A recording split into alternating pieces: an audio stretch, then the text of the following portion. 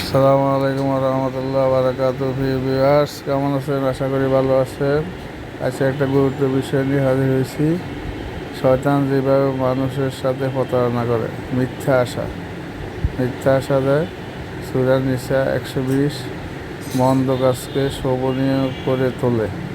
সূরা আনকাবাতুল 38 দরিদ্রতার ভয় দেখিয়ে হারাম কাজে লিপ্ত করে। সূরা বাকারা আয়াত নম্বর 268 নেশা ও মোহগ্রস্ত করে। সূরা মাইদা আয়াত নম্বর 10 লোভ দেখায়। সূরা বাকারা 278।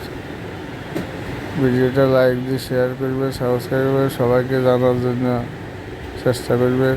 যেখানে থাকি ভাষাতে নামাজ পড়বো, আল্লাহর হুকুম মানবো, নবীর তরিকা চলবো, দুনিয়া আখিরাতে, তাইলে আমাদের কল্যাণ হবে।